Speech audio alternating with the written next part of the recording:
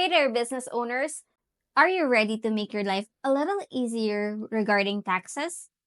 Hey there, this is Janina Scala, your virtual accountant for your US and Canadian business.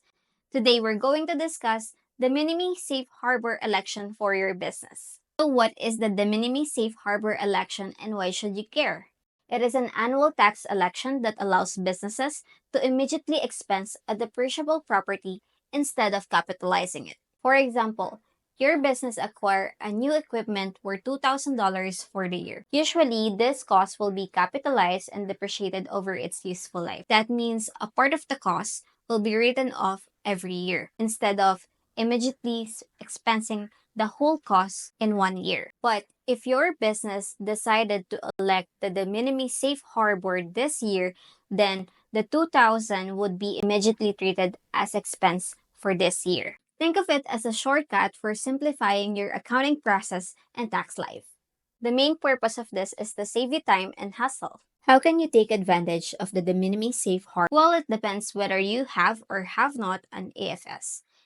AFS stands for Applicable Financial Statement. If you have an AFS, then you are allowed to deduct amount paid of tangible property up to $5,000 per invoice or per item, which still should be substantiated with invoice. The AFS, which could be any of the following: the financial statements you filed with the SEC, the certified audited financial statements with the report of an independent CPA, the financial statements provided to federal or state government agencies other than the IRS and SEC, plus accounting procedures in writing. If you don't have an AFS, then the threshold amount allowed is only $2,500 per invoice or per item, still substantiated by invoice. Also, no accounting written procedure required, but the expense amount on your books and records should be consistent with the accounting procedures you follow on the beginning of the tax year. Keep your records and receipts because you will need them if the IRS asks. Not all expenses are allowed to expense outright using the election.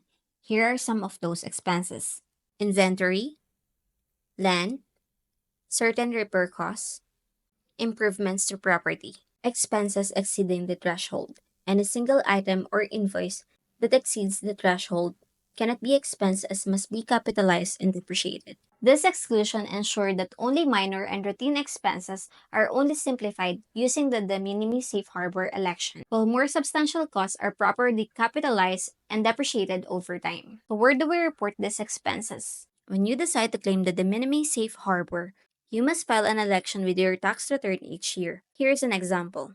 If you're a sole proprietor using Schedule C, you may report your de minimis safe harbor election expenses on line 27A and 48. If you're a partnership, you can put your expenses on line 21 of your Form 1065. If you are filing as an S Corp, you may put the expenses on line 20 of your Form 1120S. And there you have it, the de minimis safe harbor election in a nutshell. It's a fantastic way to simplify your tax reporting and get your deductions faster.